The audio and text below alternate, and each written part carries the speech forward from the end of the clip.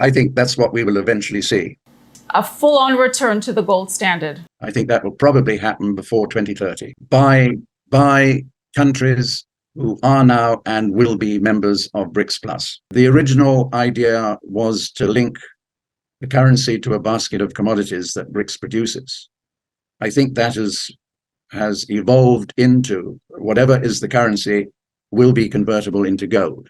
The BRICS, Brazil, Russia, India, China, and South Africa alliance has been in the news a lot more lately, primarily because of its aim of dethroning the US dollar as the world's reserve currency. In the wake of the many financial and economic sanctions announced against Russia last year, the member countries of the alliance, which have continued to maintain their relationship with Russia in defiance of the West, denounced the West's dominance and constant abuse of power, and started advocating for the transition toward multipolarity. This is one of the many offerings of the alliance, a world where the United States or any other single country is not the sole superpower, but where there are multiple superpowers from different regions in the world. The idea of a multipolar world where the United States dollar is not the sole reserve currency is quickly catching on, and no less than 30 countries have informally requested to join the alliance, according to recent reports. Member states, especially China and Russia, as well as prospective members like Saudi Arabia, Bahrain, and the United Arab Emirates, UAE, have also settled several transactions worth hundreds of millions of dollars in alternative fiat currencies, especially the Chinese yuan. Policymakers in the United States continue to downplay the risk to the dollar if the BRICS alliance is successful in recruiting more countries to grow its economic and financial might and in creating a rival currency for the greenback. However, renowned geopolitical and finance analyst Simon Hunt warns that the BRICS alliance poses a significant risk to the United States economy and the dollar. During a recent interview with Kitco News, Hunt, the founder of Simon Hunt Strategic Services, gives his views on the BRICS alliance's goal of ending the dollar's dominance on the international stage and exactly how the alliance could achieve this goal. Though Hunt says ending a system that has been around for decades will take a gradual process, he is convinced that the world could be returning to the gold standard in as little as 7 years as a result of the BRICS' intention of creating a gold-backed currency. We will now bring you clips from Hunt's interview with Kitco's Michelle McCory. Please watch, share, and like this video. Also, ensure you subscribe to the channel, turn on the notifications bell, and drop your comments and observations in the comments section below. Thanks, and enjoy the video. I think it's a very serious attack on the dollar world that has existed since World War II. What has created this new growing organization is frustration with the way that America has used the dollar for its own purposes. And what BRICS is really all about is the development of a multipolar world instead of the world being dominated essentially by one country. And it's that growing frustration that is leading to so many other countries wanting to join BRICS Plus.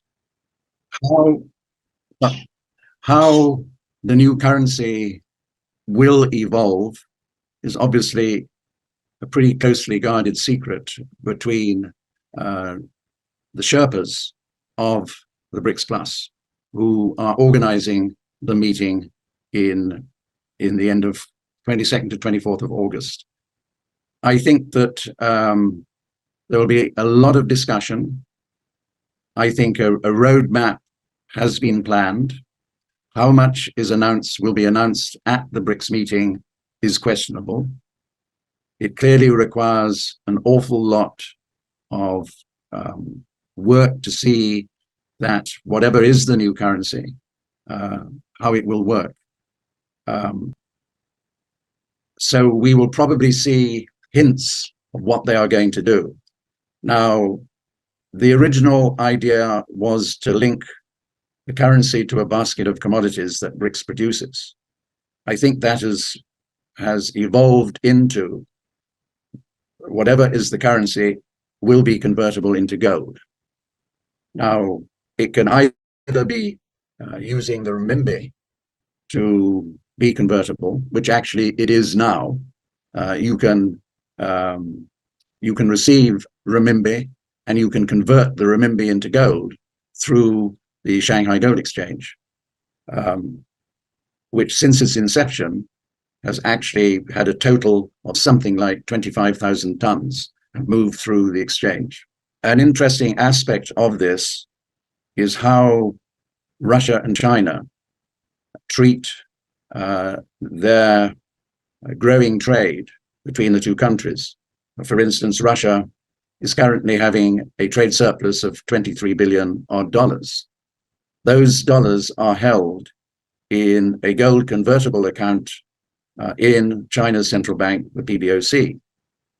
I suspect, without knowing, that that will be the template between China and the Gulf countries. What is also happening, as you mentioned, is that BRICS is using local currencies to settle trade balances. And that's being done through the BRICS bank, which is called the New Trade Bank. And they are building a reserve of local currencies, BRICS currencies.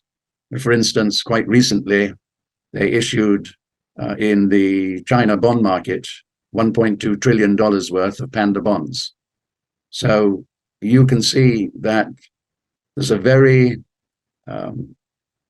strong chosen path by BRICS to develop a new mechanism which will be against G7 countries. What people don't appreciate is the depth that BRICS has created in its secretariat. They have special secretariats for every single part of the world, whether it be geopolitics, whether trade, finance, education, and even sports. Each one has its separate secretariat, which is actually housed in the BRICS Tower in Pudong in Shanghai. So this is really the early developments of a new bloc of countries that really is a danger to the G7. According to Hunt, by mid-2020s, the BRICS new currency, or yuan, if the member countries agree to use it, will be convertible to gold. This, Hunt believes, will eventually lead to a return to the gold standard latest by 2030. During his interview with Kitco, the renowned commodities specialist also discusses two important reasons why the alliance will continue to expand for the foreseeable future. The first is the BRICS intention to admit all interested countries, even those that default on their debt obligations to the International Monetary Fund. According to Hunt, the BRICS alliance also intends to create a BRICS World Bank that would make short and long-term loans available to members. I think eventually, I suspect, because I don't know, it will be a step-by-step approach.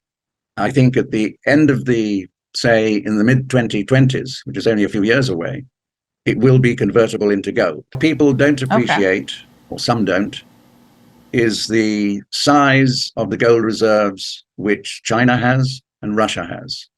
China has in total 50,000 tons plus, and Russia probably north of 12,000 tons. So their central banks are only holding a small part of the total. As I mentioned earlier, since the inception of the Shanghai Gold Exchange, something like 25,000 tons has passed through the exchange into Chinese households and institutions.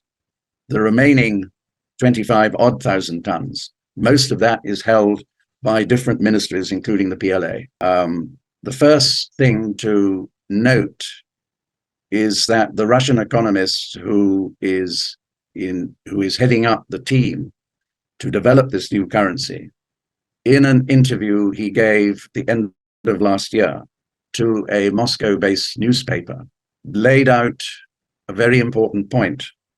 Whether it's pursued or not, I don't know, but he made the point that any existing member or new member who defaults on loans to Western banks and financial institutions will not be debarred from joining BRICS. So that is a very, very important point if they pursue it. The second point is the BRICS Bank will eventually grow into being the BRICS World Bank. So a country like Zambia needs loans to continue to develop its mining industry. That's where they will go, not to a World Bank or Western banks. How quickly do you see this coalition expanding? First of all, you have to remember that it requires the unanimous approval of all BRICS members to accept a new member. So I suspect that the first round of new members will be completed within a couple of years. Don't forget that in December last year, President Xi gave a very important presentation to Gulf leaders. So I'm paraphrasing what he said. You will have surpluses with us. We will have deficits with you. We will have surpluses with you, and you will have deficits. How we resolve those differences will be through an interstate means. The message is laid out very clearly. He also said, we will be invoicing everything in RMB. So that also implies either you will hold your RMBs in our bond market, or you will have the means to convert that into gold. And don't forget that both Saudi Arabia and the UAE have sold parcels of oil and UAE parcels of gas to China, received RMB, and then used, so one is told, used the Shanghai Gold Exchange to convert the RMB into gold. So one suspects these were just test parcels. According to recent reports from Business Standard, a senior official from the BRICS alliance pledging anonymity said the group plans to welcome 6 new members during the next BRICS summit, which will be held in South Africa in August. The alliance will also decide on the formation of a new currency during the summit. The 6 countries that will be inducted according to the report are Saudi Arabia, the United Arab Emirates, Bahrain, Argentina, Egypt, and Indonesia. If these countries are added to the alliance in 2023, the BRICS plus GDP would swell to $32.66 trillion, $7.16 trillion, ahead of the current U.S. GDP of $25.5 trillion. In addition, Saudi and Bahrain send millions of barrels of oil to the United States and the European Union daily. If they and other Middle Eastern countries that have all already shown interest in joining the BRICS stop accepting dollars for their oil, the petrodollar system will crumble quickly. What are your thoughts on the video? Do you believe the BRICS alliance poses a serious threat to the U.S. economy and the dollar? Please drop your comments and observations in the comments section. If you are yet to do so, also ensure you like this video, subscribe to the channel, and turn on the notifications bell for more videos. Thanks for watching.